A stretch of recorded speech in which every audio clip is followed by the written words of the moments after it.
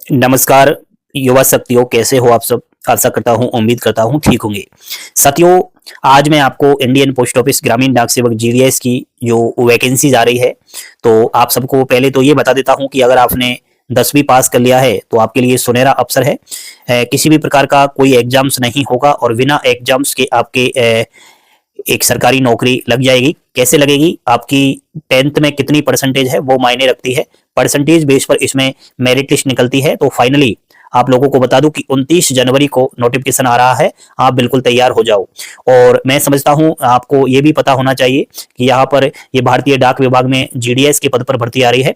GDS में 3 प्रकार के पद होते हैं। एक तो होता है बीपीएम, जिसे हम ब्रांच पोस्ट मास्टर कहते हैं। दूसरा होता है एबीपीएम, जिसे हम असिस्टेंट ब्रांच पोस्ट मास्टर कहते हैं। और थर्ड होता है डाक सेवक। तो यहाँ पर आज मैं इस वीडियो के माध्यम से बात कर रहा हूं एबीपीएम और डाक सेवक दोनों पद पर अगर आपकी नौकरी लग जाती है तो आपको प्रति माह वेतन कितना मिलेगा वो आपको मैं सैलरी स्लिप को दिखा करके समझाना चाहता हूं। तो पूरा वीडियो देखना और इस चैनल पर पहली बार विजिट कर रहे हो तो सब्सक्राइब भी कर लेना। अब ध्यान से सुने, यहां पर जो ये सैलरी स्लिप है असिस्टेंट ब्रांच पोस्ट मास्टर की है, आप लोग देख सकते हो।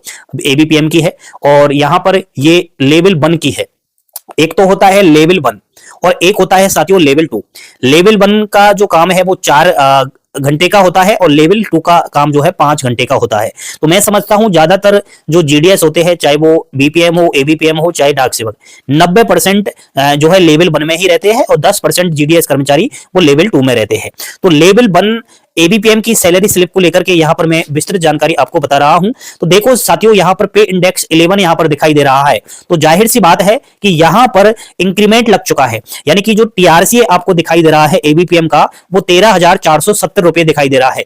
नॉर्मली अगर मैं टीआरसी की बात करूं तो अगर आप शुरू में नौकरी लोगे तो एक जीडीएस एबीपीएम का टीआरसी 10,000 रुपए रहेगा। और यहां पर डेयरनेस अलाउंस की बात हुई है तो डेयरनेस अलाउंस जो है जो साथियों वो 6,735 रुपए हो चुका है। लेकिन अभी 53% आपका महंगाई भत्ता है। डियरनेस अलाउंस को हम महंगाई भत्ता भी कहते हैं। तो ये हमेशा जो टीआरसी होता है उस पर ही निर्भर करता है। जितना आपका टीआरसी होगा उतना ही डियरनेस अलाउंस होगा। तो जाहिर सी बात है यहां पर कम से कम इसका जो है 3 बार इंक्रीमेंट लग चुका होगा, तब जाकर 10,000 से 13,470 रुपए इसका बेसिक पे, मूल वेतन या फिर आप इसे टीआरसी कह सकते हो। साइकिल अलाउंस के 180 रुपए मिला है। ठीक है, साइकिल अलाउंस के कितना हुआ? 180 रुपए। फिक्स स्टेशनरी चार्ज के 25 रुपए मिले हैं और कंबाइंड ड्यूटी अलाउंस के 1950 रुपए। कंबाइंड ड्यूटी अलाउंस को हम कहते हैं सीडीए। अब ये जिस ब्रांच ऑफिस के अंदर एबीपीएम नौकरी कर रहा है वहां पर कोई बीपीएम नहीं है, इसलिए इसको सीडीए का लाभ मिल रहा है। कंबाइंड ड्यूटी अलाउंस भी दिया जा रहा है 1950 रुपए।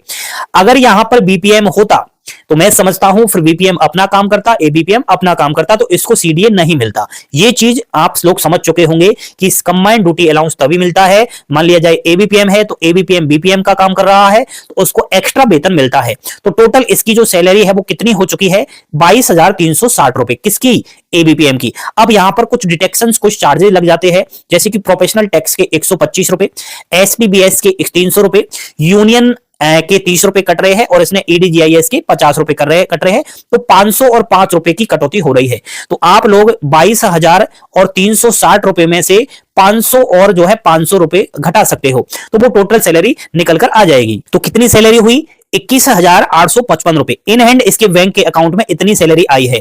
बहुत बार आपने देखा होगा कि हमारे द्वारा भी बार बार आपको जीडीएस की जब सैलरी बताई जाती है तो हो सकता है आपको एबीपीएम और डाक सेवक का जो वेतन है वो 16,000 रुपए बता दिया जाए।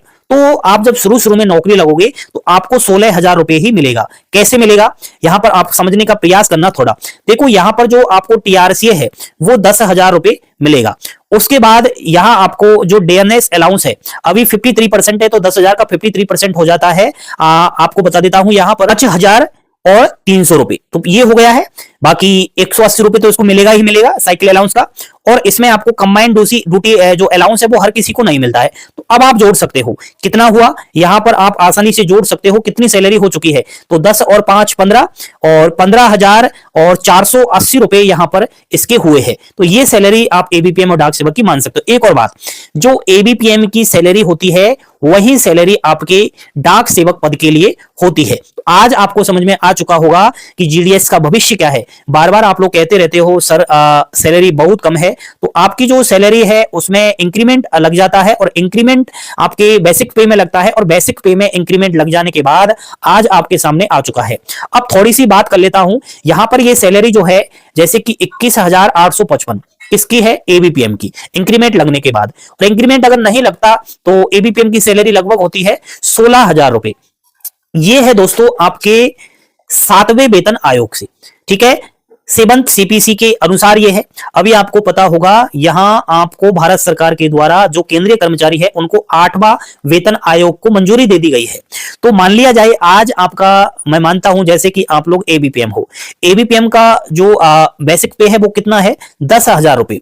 तो जब 8वें वेतन आयोग को यहां पर लागू कर दिया जाएगा 1 जनवरी 2026 से, तो तब ये जो बेसिक पे है इसमें डायरेक्ट बढ़ोतरी होगी।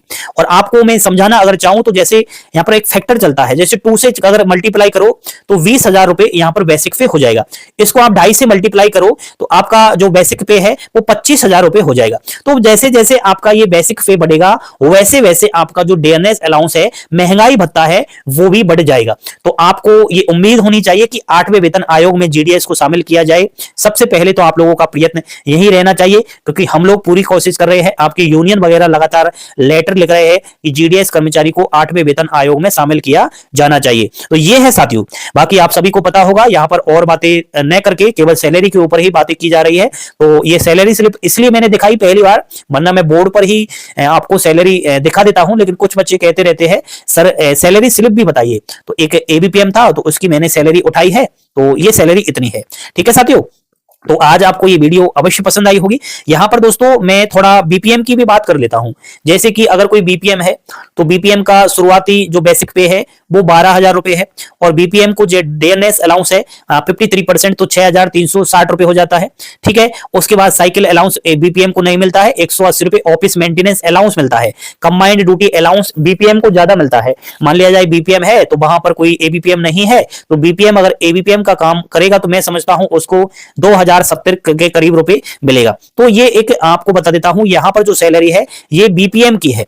इस तरीके से शुरुआत में बीपीएम की सैलरी इतनी रहेगी। मान लिया जाए यहां पर इंक्रीमेंट लग जाता है, तो इंक्रीमेंट लगने के बाद जो बेसिक पे है ये लगभग 14,500 रुपए हो जाएगा। फिर आप इसका 53% लगाओ। तो धीरे धीरे मैंने समझने का प्रयास ये किया है आप लोगों को कि जितना आपका मूल वेतन बढ़ेगा, बेसिक पे बढ़ेगा, उतना ही आपका महंगाई भत्ता अपने आप बढ़ेगा। तो 7वां वेतन आयोग के अनुसार उस समय जब 7वां वेतन आया तो उस समय महंगाई कुछ अलग थी, और अब 2025 में महंगाई कुछ अलग है, वो 2016 में ही आ गया। तो कहां 2016 की महंगाई और कहां 2025 की महंगाई। तो जाहिर सी बात है आपके वेतन में अवश्य वृद्धि होगी, टेंशन करने की आवश्यकता बिल्कुल भी नहीं है। अब आप लोग जरूर फॉर्म अप्लाई कीजिएगा, शानदार सैलरी है। आज एबीपीएम की जानबूझकर मैंने सैलरी सिर्फ दिखाई है, एबीपीएम की सैलरी और इससे भी ज्यादा है। अगर आप चाहो तो नेक्स्ट पार्ट में ऐसी मैं सैलरी सिर्फ दिखा सकता हूं जिसमें एबीपीएम की सैलरी लगभग 24,000 प्लस आई है। ठीक है साथियों, और बीपीएम की सैलरी 28,000 प्लस आ चुकी है। ये मैं बता सकता हूं अगली सैलरी स्लिप में। अगर चाहो तो कमेंट बॉक्स में मैसेज छोड़ देना। ठीक है साथियों, इस वीडियो से आपको मोटिवेशन मिलेगा, इस वीडियो से आज आपको बहुत कुछ ऊर्जा मिली होगी कि हाँ हम कुछ समय जीडीएस की नौकरी कर लेंगे तो हमारे जो सैलरी है उसमें बढ़ोतरी होगी। ये एक भाई की सैलरी में जिस तरीके से वृद्धि हुई है। थैंक यू, धन्यवाद। इस वीडियो को शेयर करें और लाइक शेयर सब्सक्राइब करना न भूलिएगा।